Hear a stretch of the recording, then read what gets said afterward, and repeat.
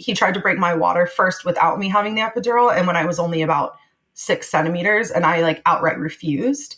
And it actually took the labor and delivery nurse by surprise that I was just so adamant that you're not breaking my water right now. Because when she left the room, she was like, good for you. A lot of people don't do that. It was just my first clue of like, interesting, because to me, it was just so natural to be like, you are not breaking my water yet. Like, I'm not even in a room. I don't have my epidural. Like, we're not going to just get things moving for you. That for me was natural, but her surprise at it, that almost made me sad that more people don't put their foot down, you know? Welcome to Birth from Within, where inner wisdom meets grounded preparation. We're here to share raw, real birth stories and offer the insight and tools you need to move through the system with courage, clarity, and authority. You were made for this. Your body knows what to do. This podcast is the heart work of a nurse and a perinatal chiropractor, women who have walked our own birth journeys, and now we walk beside you. In each episode, we share practical tools, grounded wisdom, and deep reverence for your body's design. Let's return to the root, because birth doesn't start in a delivery room. Birth starts from within. So we have today Adriana Hageman. She is a fertility coach and also mom of 2 and soon to be a 3rd kid. We are so excited to have you. You're going to share about your awesome hospital birth. So go ahead. Well, thank you so much for having me. I'm so excited to be here. So yes, I am Adriana. I am a mother of 2 little boys with a 3rd little boy on the way. So busy days ahead and currently living. And I'm also a holistic fertility coach. And I started coming to Dr. Cruz and we got to talking, and you know, when you just meet people and you're like, oh, this is my person. And we got to talking about my unmedicated hospital birth. And we were like, we have to memorialize this and get this recorded. So yeah, I'm really excited to talk about this. Tell me, this was your 2nd birth, right? Yes, this was for my 2nd son. Was there any preparation before this one because of your first birth? Can you tell me very summarize of your first birth and then? So I had never really been in the hospital before getting pregnant. And for me, the hospital setting was just like, you know, that's where I felt the safest and was just like, okay, this is what I'm going to do. With my first, I did do some birthing classes, some lactation classes, and you know, just knew, okay, I'm going to get an epidural. And then as, you know, I had more friends that were giving birth, you know, I had some that were like, you know what, if you're going to get an epidural, like that's fine, but maybe wait a little bit. They're going to try to push it on you as soon as you know, check into triage and try to put you with the IV fluids. And so I really listened to that. And I, with my first, went into triage. And of course, they started IV fluids right away. But one of the nurses actually didn't think I was going to progress. I went in at 4 centimeters. And so they actually had me walk the maternity ward for an hour. I hadn't had the epidural yet. And there was about, I think I was 45 minutes in. And I looked at my husband and I was like, I can't walk anymore. The triage room seems like it's 1,000 miles away right now. Like, can I get a wheelchair or something? And I had progressed. I was now 6.5 centimeters the next time they checked me. And so by the time I got it into a room and the anesthesiologist came in, I was approaching transition. And I only know that because now having an unmedicated birth, I understood the second time what was happening to me during my first labor, where I was starting to shake and I was getting kind of nauseous and I was rocking and I was like, what is happening to me? And then the epidural happened. And for all intents and purposes, it was a great epidural. I didn't have to get poked more than once. It did what it needed to do, but I did have an accelerated heart rate once the epidural was in my system. So everyone was saying I was being really calm, but I had to practice some very intentional breathing. And what no one realized was when I was pushing, my heart rate was spiking really high, like into the 155, 160. You know, the alarms are going off and there's everyone around me and I'm trying to remain calm. So what I was doing is closing my eyes, deep breathing, going very internal. I wasn't in any pain, but seeing my heart rate, hearing the monitors was really, you know, it was very stressful. Yeah.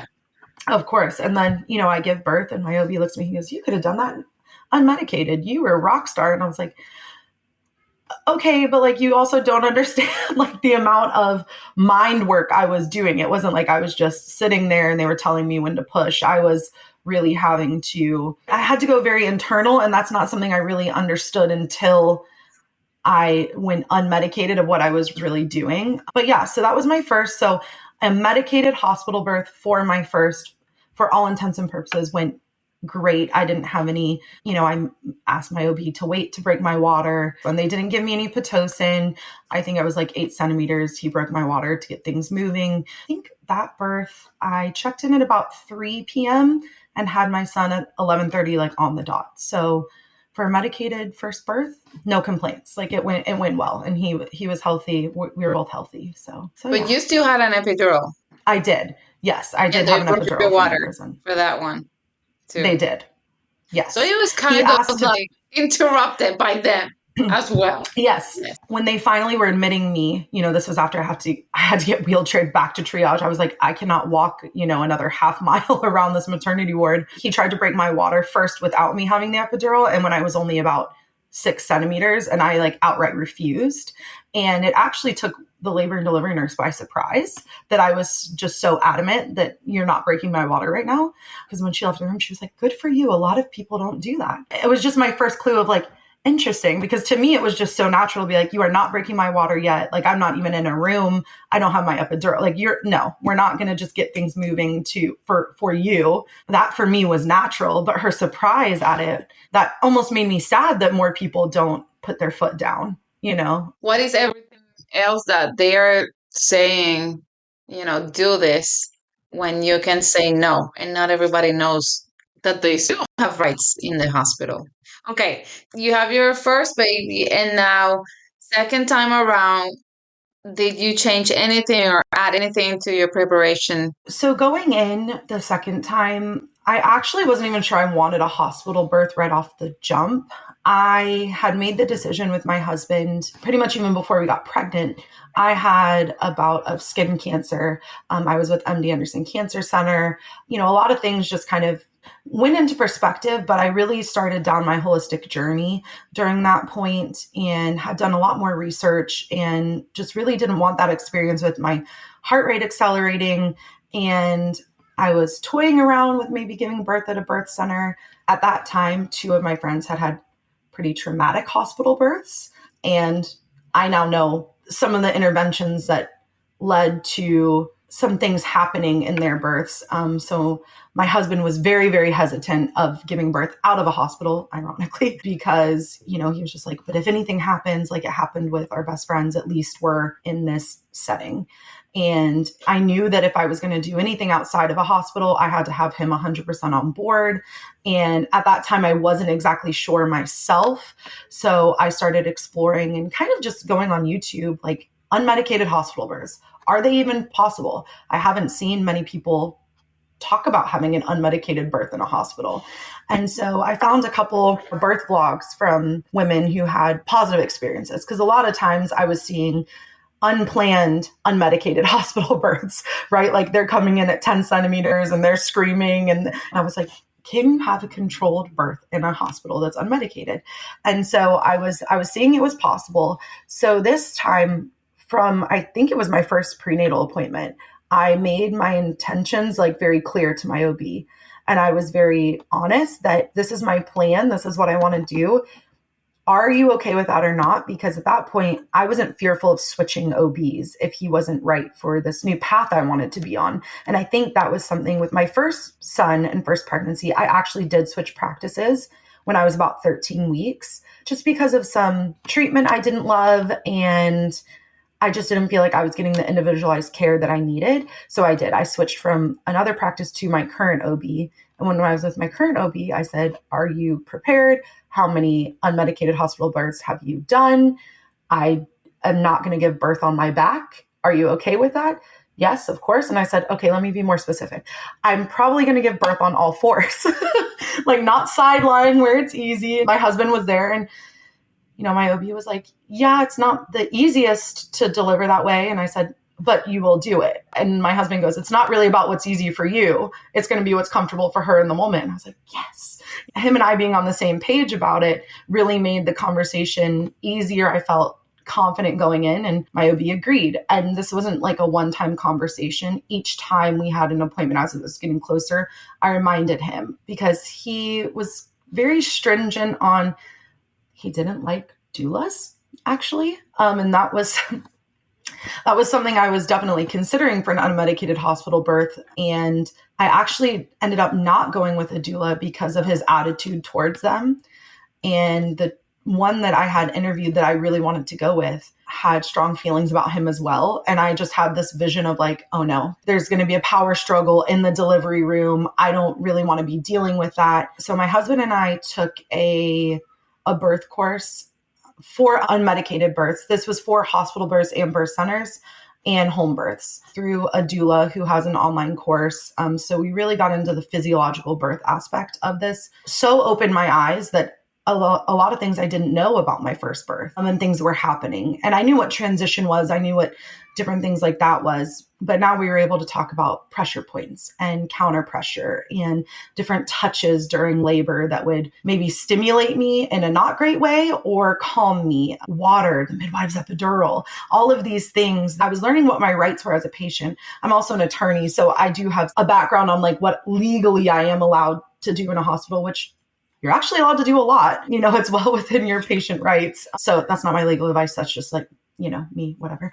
But it is true. There's no many people, women, that know that they can say no to certain things in the hospital. This is the whole purpose of this podcast, to bring awareness to others like, hey, you have a voice, because many times it's like, oh, what my doctor says. No, it's still your body, your birth, your choices. I mean, I love how your husband kept talking about it, asking about it. I love that you didn't have any fear of sweet OBs, because that's another one that I've heard a lot. Oh, but I'm with this OB. Yes, and you can also switch. So I'm loving all of this. Good. So diving into the physiological birth aspect for me opened a whole new world for me.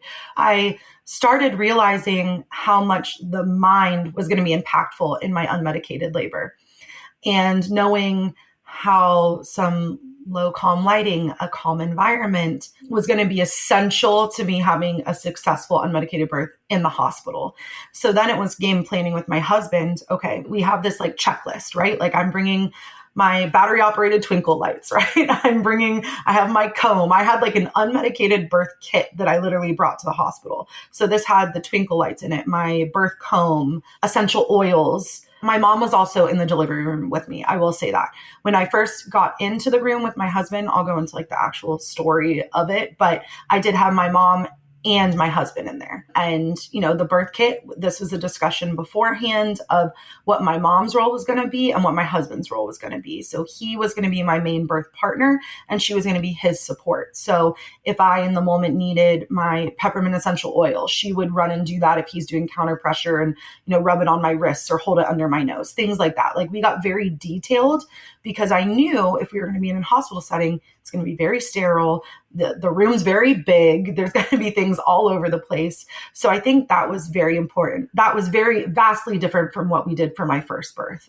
We were not that regimented. I will say we went in armored this time. Like we went in armored with, I made the decision and my husband and I, on the way to the hospital at 3 a.m. when I was going to labor, went over again. Okay, they're not going to break my water, right? Because when I'm in transition, I'm expecting to not be able to talk. And he's like, I got you. I was like, okay, great. I was like, when they try to turn on the lights, he goes, I'm just going to go and turn them down. I was like, okay, great. I was like, I'm having wireless monitoring and I'm going to be in the shower. He's like, got it. We went over it because it felt like it didn't, I don't want to say going into battle. Wait. You went over this while you were on the way up to the hospital with contractions?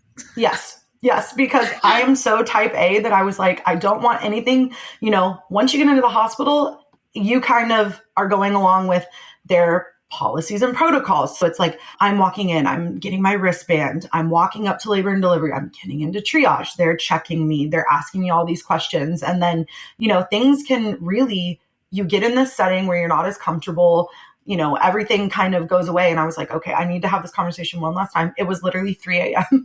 But I was like, we're going to do it in between contractions. I'm like, and they're not breaking my water. He's like, got it. I'm like, okay, great. I was like, I can still talk. So we're doing well. So yeah, that was really our preparation before that was so different from my first, is going in with a plan. I had a birth plan that my husband and I read. I didn't make one for the hospital because what I had seen is a lot of times the papers are getting tossed to the side. And really the only thing that the nurses were looking at was the board, right, that's in the room. And so I can go into like my actual labor part if you want to, because I think my labor and delivery nurses were very vital in my successful unmedicated birth. Yeah, we're gonna go through everything. So now we're on Okay. the way to the hospital. You're Right. checking in with your husband. I've asked him so many times and he was like, you were a champion and a rock star. I was like, no, but I need to hear it. Like, I want like the real raw of like, I wake you up at 2 a.m. and I'm like, my contractions are 2 minutes apart. He's very low. Can we please get in the car? That's how I said it. And he was like, oh my God, are we going to have a home birth? I was like, we're not going to have a home birth, but we need to get in the car. So then you got to the hospital and what happened next? I had prodromal labor for about 2 weeks before this. I delivered my first son at 38 weeks, 3 days. My second son was 38 weeks, 5 days. So we kind of knew, okay, mid to late January, we're on baby watch. So we go to dinner. I'm in prodromal labor. We're timing contractions. And this was for 2 hours. We get in the car, they stop. And I was like, what is happening? And so that night when I was going into labor, I had some bloody show and I was like, okay, things are happening. I was doing my teas, my dates, my curb walking, my perineal massage. I mean, everything under the sun, right? Just to prepare. And so that night I had contractions, but they weren't getting any closer. I wasn't uncomfortable. And this was also a decision my husband and I made that, every OB gives you like the 5-1-1 rule. When your contractions are 5 minutes apart for 1 hour, lasting for a minute, I believe is what it is, that you go to the hospital. I'm about 15 minutes away from the hospital. And I was like, I will not go into the hospital at 511. It's just not going to happen. I told my OB that I wasn't going to do that. I was like, I know my body and I will go when I feel like I need to. And so, my contractions were 4 minutes apart, not very painful, not progressing. So I went to sleep that night about 2:30 in the morning. I kept getting woken up by my contractions and then they were steady and I'm, timing them on my app for like 20 minutes without my husband and they were every 2 minutes. I was like, okay, I guess I should wake him up. Poor guy only got 2 hours of sleep, but let's go. It's baby time. So we get into triage and, they're asking all the standard things. I told her from the moment I got there, I'm having an unmedicated birth. And that was something I was very intentional and thoughtful about saying, not I am having is what I started saying in the affirmative, not as a want. It's like, it's already happened is how I was saying it. And she said, I do have to ask, do you want the IV bag? Because if you change your mind. And she saw me, I wasn't expecting that question, like if you change your mind. And I was like, no, I'm pretty sure this is what I want to do. And my affirmative went to like, I'm pretty sure because I was in the setting. I'm at this point, like things are happening. I was 2 minutes apart consistently for over an hour. We get into the hospital, my contractions slow down. I'm now 5.5 minutes apart in my contractions. And Ina May's Guide to Childbirth was like my Bible during this time, right? So I wasn't shocked. I had told my husband one of her stories about how she had a patient whose cervix literally like closed up when she didn't feel safe for, things were happening. She was in an uncomfortable environment and that was happening to me. I felt my labor slowing down. And so when she asked me, I was like, oh, shoot, okay, things are happening. There's a lot of pressure down there. And if they're only every 5 minutes, oh man, like, can I do this for that long? Right? Like I started reevaluating all of my decisions and she looked at me. She said, you don't need it. Do not get the IV fluid bag. You can do this. And I was like, thank you.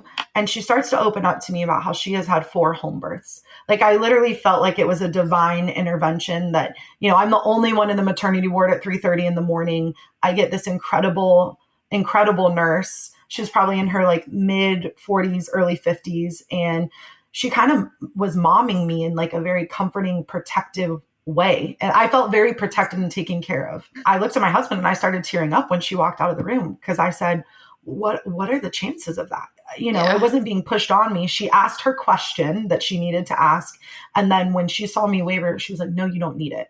And this nurse comes back into play out of triage in later in my story, but it was incredible. Shows it is possible. Not every nurse is like her, but there are still nurses that are more open to that. And it's interesting that you say that because you said that you didn't get a doula this time because the doctor and her, right? So it's kind of like look at how the desire that you have to have an unmedicated birth, that God was like, I got you, girl. Here, you're going to get a nurse, like in your favor. So amazing. And it is amazing. And that's how it felt. And how she comes into play later in my story is like she was my doula. Like she took care of me. She felt like my sister in Christ. And that'll make sense later in my story. But she was just so amazing, right? There was a couple labor and delivery nurses for the actual delivery that were on the schedule. And she pulls in one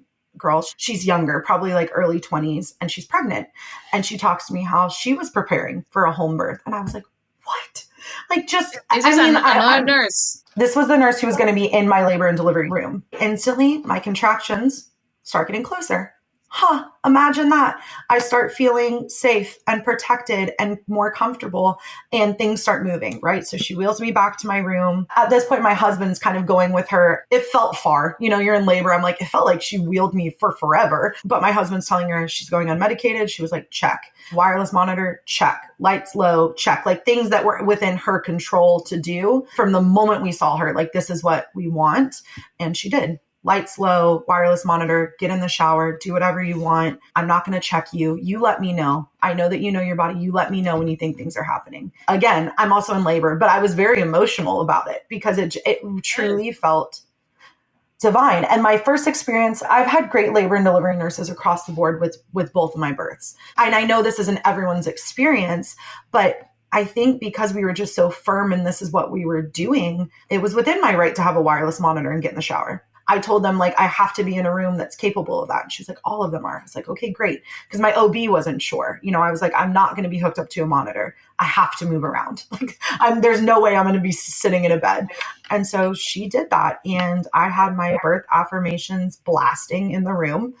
My husband were like, these are really loud. And I was like, shut up. They're fine. Like, let me get in my space. What did you bring something that was playing? So the course I took was from Bridget Tyler. She's a doula and childbirth educator, and she has birth affirmations for early labor, active labor, and they're on YouTube. So they were just playing over my phone, and I had that cranked up. I had it like in a cup or whatever to make it as loud as possible.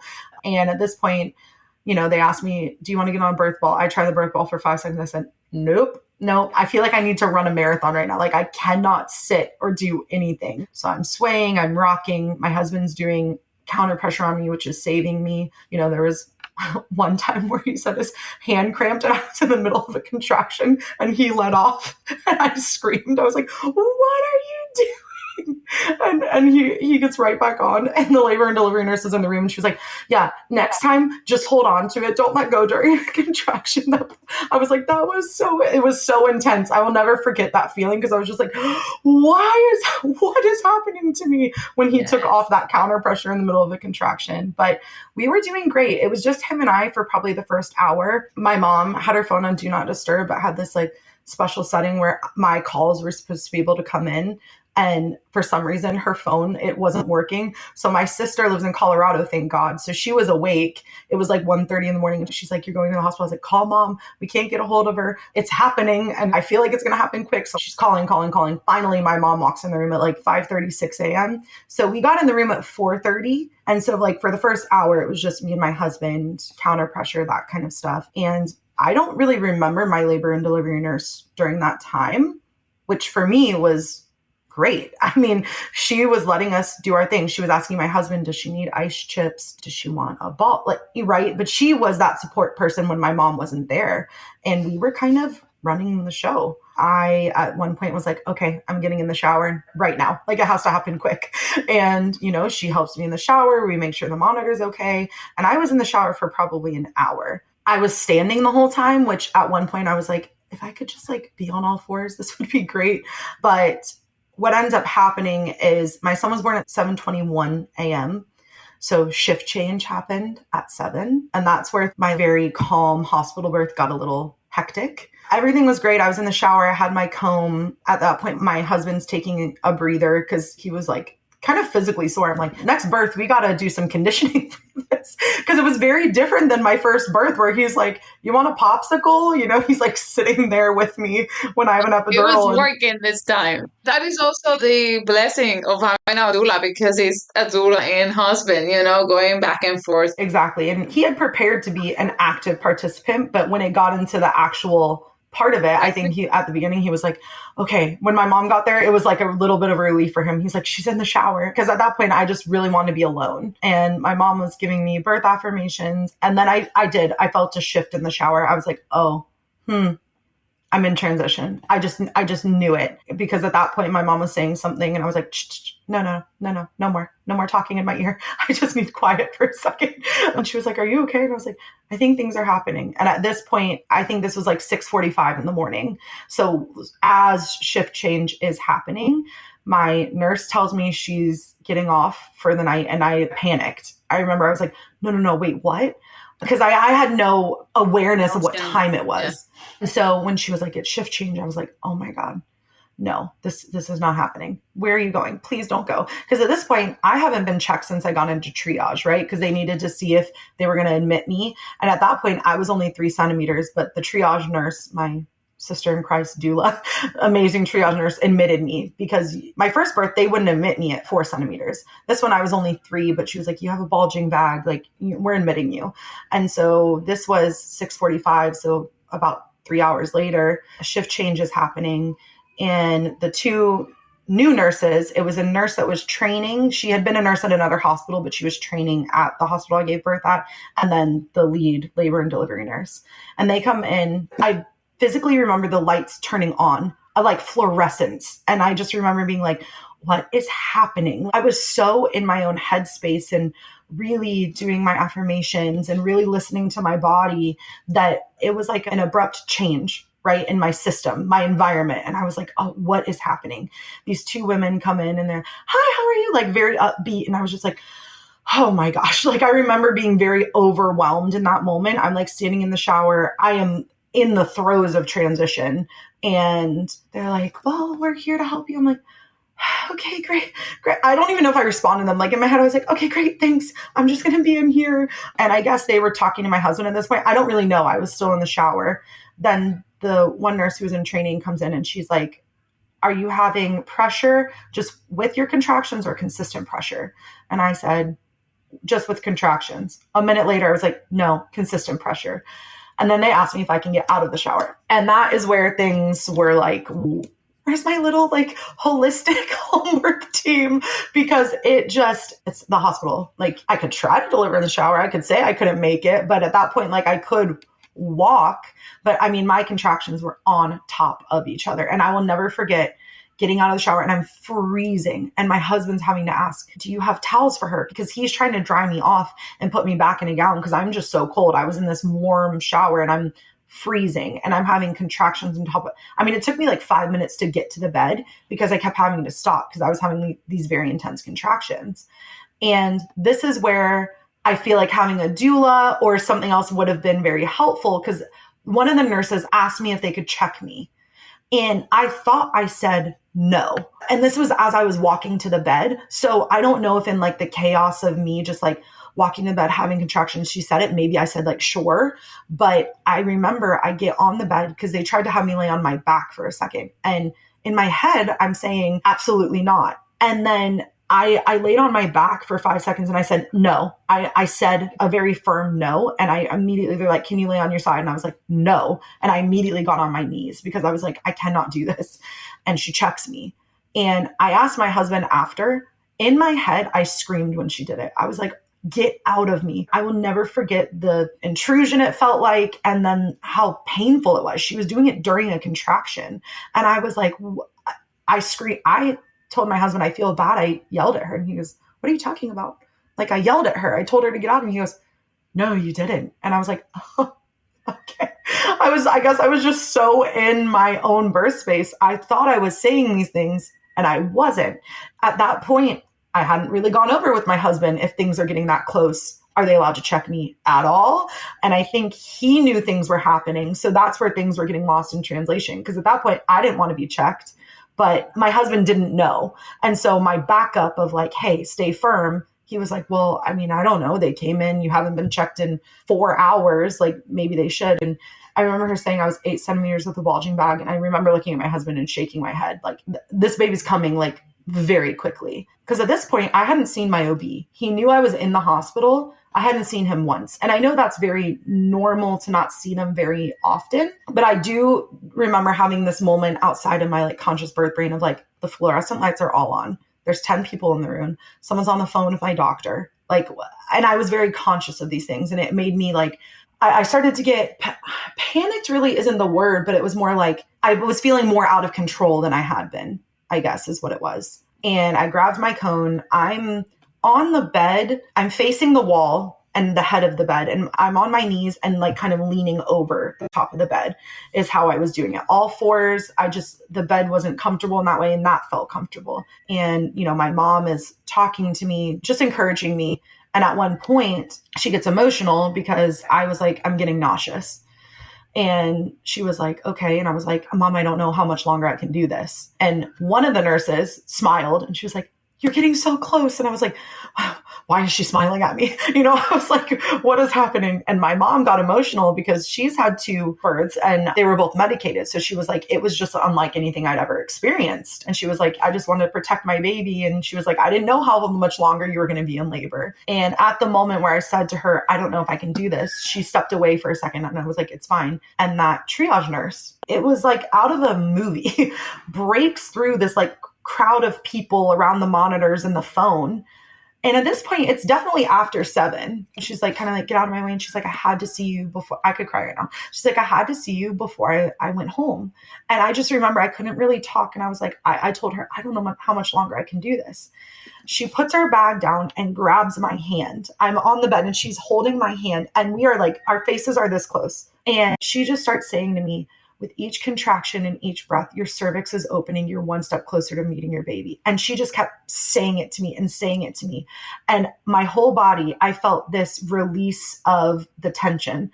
And I just was like, okay. I had heard women that talked about they had like pain-free unmedicated births, right? I was experiencing, it was like this kind of euphoric feeling that started happening. And I was like, oh, and she was like, I love you. I'll be back to check on you like later today or tomorrow. And I mean, we're both tearing up and she like leaves the room. It honestly didn't even feel real. I had to ask my husband after, like, did that really happen? He's like, no, she came back. She came back in and she leaves the room. And I look at my husband, I'm like, my water's going to break. And he's like, when? And I'm like, right now. And I had brought my own hospital gown and he rips it open and my water just bursts. And I'm, keep in mind, facing the wall. So I can hear what's happening behind me. I can't see anything. Apparently it was pure panic because they were like, my OB's not there. Someone's running into the hallway being like, we need an on-call hospital OB like right now. Because I looked at my husband, I'm like, oh, he's coming like right now. I said it just as a matter of fact. I'm like, it's happening right now. And then it actually felt like the greatest release. My body started fetal ejection reflex. And he just, I mean, I was not pushing. It was just happening. And I remember I birthed his head and then one of the nurses' voices cut through and I'm still mad at myself that I did this, but the ring of fire was happening. And I had, from all the things I had listened to, was like, that's your body's way of kind of telling you, let's take a second and prepare. And I was fine not pushing again. I wasn't doing the pushing in the first place. Like everything that I had heard about physiological birth, it was happening. And one of the nurses asked me to push. And at that point, I wasn't speaking, right? And so in my head, I was like, no, I'm having ring of fire. I don't want to push. But there was like panic in her voice and I couldn't see anyone. So I did. I pushed against it and he was born and I tore. But yeah, he was born healthy, 7 pounds, 14 ounces. And I turned around and my doctor is Puerto Rican and this man was like very clearly not. And so I said, as soon as I gave birth and turned around and said, hi, sorry about that. Nice to meet you. And he was like, just stone cold. And I was like, okay, trying to lighten the mood here. But yeah, so that was how that happened. So from all of that, what was the most empowering moment during your birth? That's a hard question to answer because after I was so proud of myself and proud of really myself and my baby because it really felt like I was working in tandem with him. Like, I can't explain that feeling of we were working together. And for me, it was kind of my husband and I at the end taking control. When the hospital's trying to get their things in order, I was like, I don't need them. Like, I don't even need an OB. My husband can catch the baby. So just turning around saying, no, I'm not giving birth on my back. I'm not giving birth on my side. I'm going to do this the way I need to do this. And that for me, after, I was like, I'm so happy I didn't let the fear in the nurse's eyes sway me into doing something that was more comfortable for them. Because at the end of the day, right, I just want my baby to be here healthy, but it was uncomfortable for me. Like, being on my back or my side was just not, it was not it. I could not do it. And it wasn't even like I could try. And so I was very proud of myself to say no to that and give birth in the position I wanted to, and just be so in tune with my body to know when my water was going to break, to know when he was coming. And that for me was incredible. To be able to do everything that you did, Mm-hmm. what do you think was the vital part of preparation? What would you tell these moms that want an unmedicated birth, that are going to choose to go to a hospital? What things are vital for this to happen? A birth partner, whether that's a husband, a wife, a mother, a grandma, a birth partner who's completely on board, not only with the unmedicated part of that, but their active participation in it, because it is going to be so active. It was very, very different from my medicated birth, and having them on the same page about decisions to be made. And, we left room for, if there's an emergency, I was deferring to my husband at that point because I would have been in the throes of an unmedicated labor, right? But having a birth partner who is 1,000% on board, and you have discussions about the minute details. Like, for me, lighting for him probably wasn't a big deal, but lighting for me really was. And that became apparent when the change in light happened, and I instantly felt very overstimulated and all of these things. And then honest conversations with your OB. Now, my OB did not make it to my labor, which in hindsight, would he have pushed back on me giving birth in the position I did? Maybe. Some women have had that issue with him, but I was very, I don't like to say blunt, but I was very firm in what my choices were. And I, at one point, asked him, if you're not comfortable with this, that's fine. I will find a new practice, because we both need to be comfortable with what my decisions are. So not being afraid to walk away was very important. And that was through my prenatal care, because, once I got to the hospital, it was game time, right? But I needed to know first that my husband was on board with everything. And that's why we recapped in the car. That's type A. You don't have to do that. And then just making sure that my OB was comfortable with my decisions, because I didn't want a surprise when I got in the delivery room, where we had a conversation when I was, 12 weeks pregnant, that I could give birth on my hands and knees. And now you're uncomfortable with it. It was continued conversations, and some of them were hard conversations. I mean, I had a very honest conversation with him about the doula. In hindsight, I wish I did have one and didn't let an OB and his disdain and ego for them, deter me. But it was really about controlling what I could control. So having my birth affirmations, refusing to be hooked up to a monitor and only having wireless monitoring, getting in the shower, those decisions, knowing I wanted to do that beforehand, I think changed the game for me, so that in the moment I wasn't panicking. When my husband and I made the plan, when counter pressure seems to not be working, when the pressure points and everything and birth ball, when all of that seems not to be working, I'm getting in the shower. Like, that was just like, that's what I'm going to do. And so having those conversations and plans, and then letting our labor and delivery nurse know that when we were being wheeled back, because she wrote it on the board, unmedicated, no checks. She wrote the highlights of what were very important to me on the board. And so I knew that was going to be what she was going to defer to for however long I was in labor. Did you tell her to write those stuff there, or she did it by herself? I did not. She did it by herself. That's a good idea, because you said that you weren't going to make a birth plan for the hospital because they might have tossed it away. But if you come in to say to the nurse, hey, these are my highlights, write it down, like, so everybody is seeing it. That's a great idea. Yeah. And it was great, because after I had delivered, I saw, like, she had underlined golden hour on the board. And I was like, oh, great. They didn't remove him from my chest. Everyone left the room. And I was like, wow, okay. So even when shift change happened, like they were paying attention. Now, my husband told me the nurse that checked me was the nurse in training. So like, I don't know. It was like her second day at the hospital. So, right, like that just so happened. Maybe she didn't look at the board. I don't know. Maybe they were all panicked because my OB wasn't there and they didn't know when I was going to give birth. And I went from 8 centimeters to delivering in like 20 minutes. So things were happening very quickly. But yeah, just having boundaries. That's why I said I felt like we went in armored. My husband and I were wearing the same armor. We were very firm in triage, and we just happened to have this incredible triage nurse. We were very firm with our labor and delivery nurse. She just happened to be on this holistic path herself, right? But even if we didn't, I think those would have translated to other labor and delivery nurses. Because even the nurses that came in after, they were very on top of everyone getting out of the room so we could have the time with him alone. And they even gave us a little bit more than an hour, right? Because, usually it's very regimented. Like we count the hour, and no, after I was stitched up, they left, and it was maybe like almost 2 hours that we got like alone with him. And so just having those boundaries very clear, you can do it. One of my best friends is pregnant right now, delivering at the same hospital. She's had 2 prior births at the same hospital that I have delivered at, and she's toying with an unmedicated birth at this hospital. I'm like, no, you can do it. I've got you. I've got the checklist. Let's do this.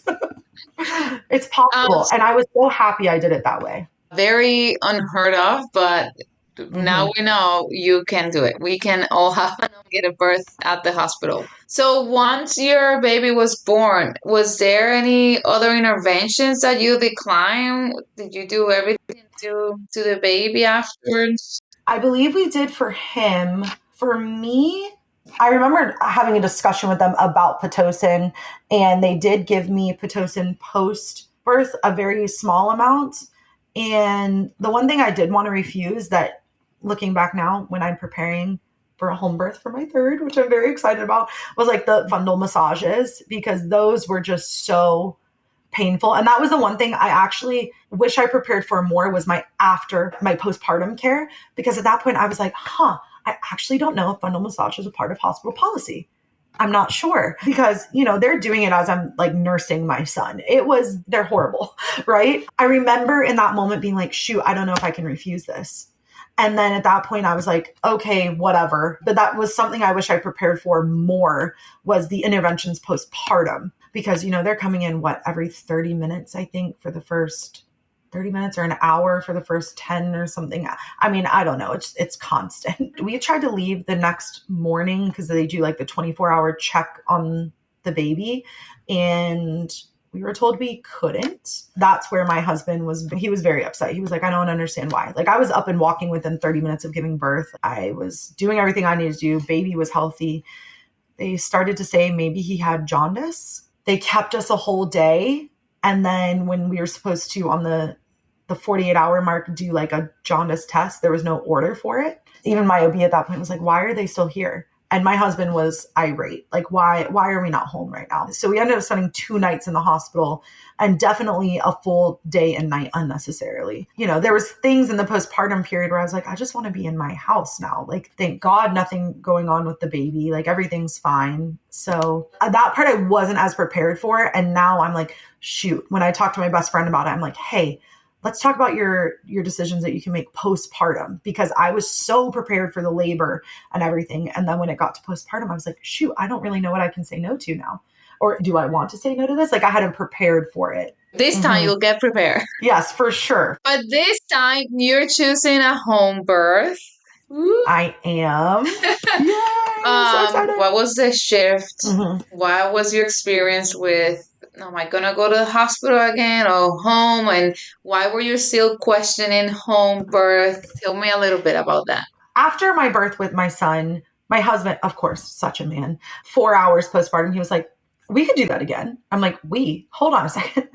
We got to talking. He's like, I totally see why people have home births. I can completely see why you would want to be out of a hospital setting having an unmedicated birth. And so we had that conversation and continued to have those, because we knew we wanted more children.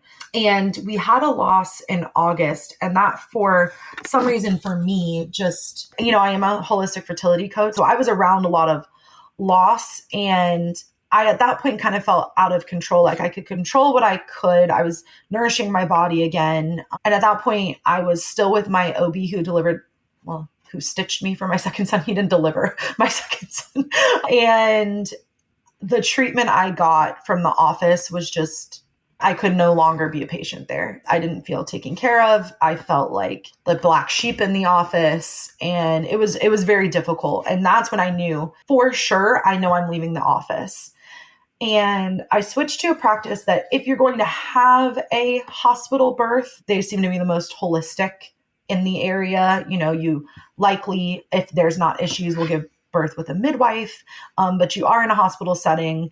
And I just felt like, I had contemplated switching there with my second son. So I was like, I'm just going to go there right now to have my kind of care post miscarriage and then my first initial prenatal care. But my heart wasn't totally in it.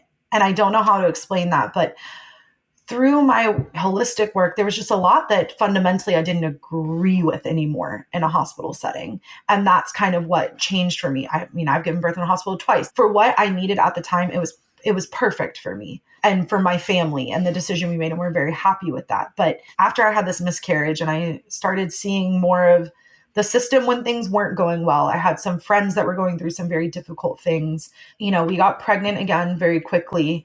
And this office is great, but I just didn't feel comfort. I don't know how to explain it. Someone asked me, I think it was you actually, you asked me, what do you envision for your next birth? And when I envision my next birth, it's a water birth. And I know I can't do that in a hospital, right? I know I could do it in a birth center. For me, it was like a birth center, okay, but really, where do I feel the most comfortable? And it's in my home. I think it was proving to myself that I could do it. And I didn't really realize that that was part of it for me, was proving to myself that after having a medicated hospital birth, that I could have a successful unmedicated birth. So once I did that, I was like, I don't know what's holding me back, because I've read the medical journals. I've read the numbers on it. I'm considered a low risk patient. I was like, why am I questioning this anymore? And I hired a doula. That's one of the first things I did, because I knew I was going to have another unmedicated birth. And I was like, I've left the practice. Like, I hired a doula right away. And she's incredible. When I was meeting with her, she asked me the same question you asked me. What do you envision for your birth? I said, it's a water birth. It's just like what I see. And I've prayed on it. And she was like, okay, here's what you're going to do. There's a specific midwife in the area that she was like, I think this is who you need to meet with. You said that to me as well. Both of you said it to me. And I was like, okay, two people that I trust and really care what they have to say are telling me to meet this midwife. She was like, one of two things are going to happen. You're going to go in, you're going to have this burning desire that I absolutely have to do this, have this home birth, work with this midwife. She goes, or you're still going to have reservations and you'll decide it's not right for you. And either are okay. But she was like, you need to like scratch the itch, right? You need to see. I met with her this past week with my husband. I made sure he was there because I knew that this was going to be a joint decision, especially for having a home birth. He's Mr. Analytical, reservations about everything. And after when we debriefed, he was like, what did you think? I was like, no, you tell me what you thought. And he was like, she was incredible. I don't know why we wouldn't do this. Like, let's go for it.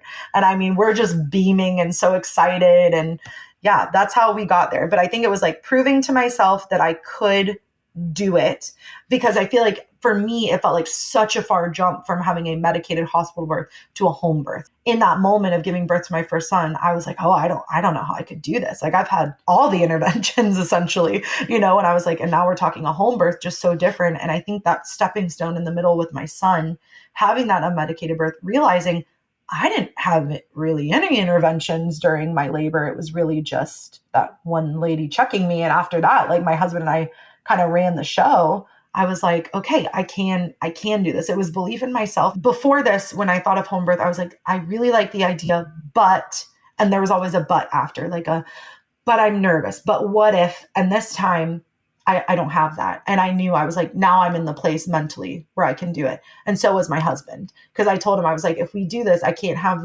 okay, but what if, but it has to be natural. I need you to organically feel that. And we both did. And so, yeah, I'm having a home birth in May.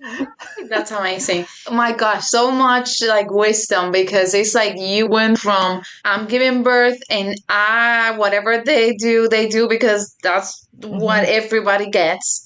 to go into, wait a minute, I can have it unmedicated and I can still be in the hospital and, set my boundaries. And now you're like, I can even do it in my comfort of my room. And all of these steps that you say, I don't know how to explain. I just get is your intuition. It's that power that within us that is telling us, hey, you can do it. So Yeah. it's amazing how you have developed that skill of staying strong to your intuition, because we all have it. It's very powerful, and it makes us create and do things that we wouldn't Yes. even be like Correct.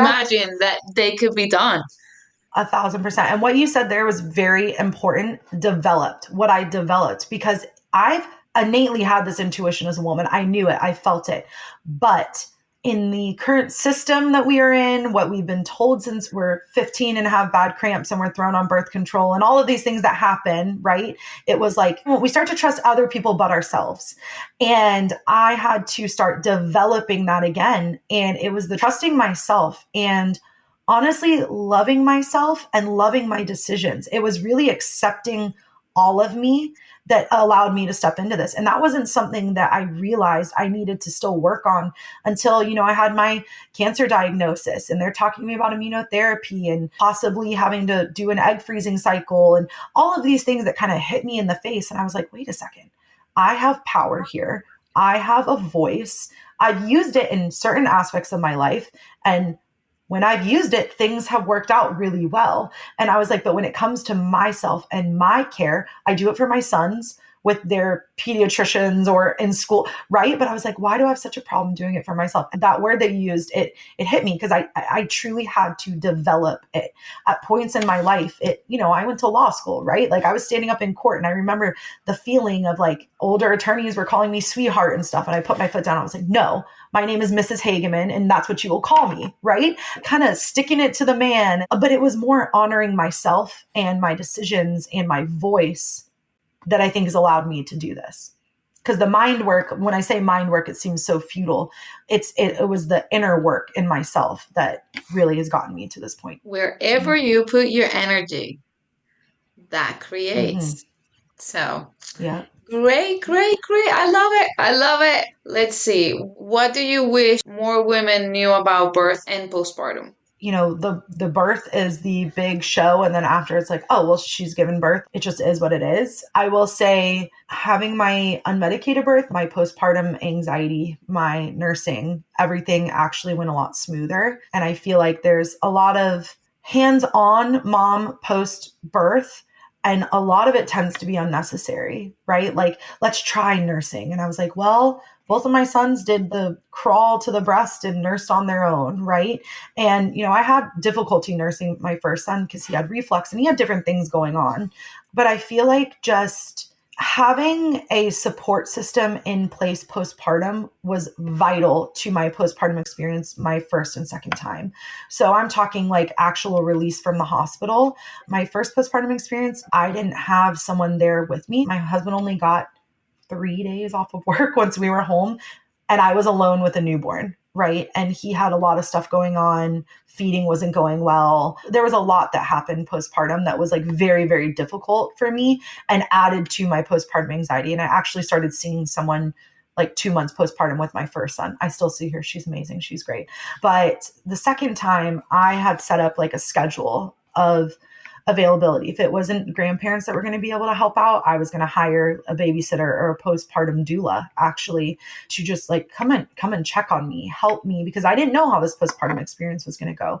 I made sure for the first 3 weeks, so like kind of through that baby blues stage, for the first 3 weeks, at least for the first week, every day after my husband was gone, and then every other day, I would have someone there, whether that was helping me cook or just sitting with me. That was very, very helpful. And I think just knowing your decisions that you can make in the hospital after you give birth are also very important. And that's something that I wish I looked into more. I did know the decisions for my son that I could refuse and could not. With myself, I was like, shoot, I made all of these decisions for myself during labor, but like, what can I refuse postpartum? Like fundal massages, that's something I definitely would have, unless necessary, probably been like, can we maybe not do that or do that as much? Or maybe, not during a contraction or when I'm having nursing contractions. A lot of this has to do with support all the way around. Consistent, reliable support. Well, thank you so much. Anything else you want to add? I just appreciate you. And I'm so happy I got to speak about this, because every time I do with someone new, they're like, wow, that's amazing. And I can see their wheels kind of turning. Yeah, but now it's going to be out there and people are going to see there can be another way, and there is always another way. Right. And you have power. The information provided in this podcast is not medical advice. It is anecdotal and for general knowledge and informational purposes only. It is not intended to substitute for professional medical advice, diagnosis, or treatment. Always seek the advice of a qualified healthcare provider with any questions you may have. The use of this information is at your own risk.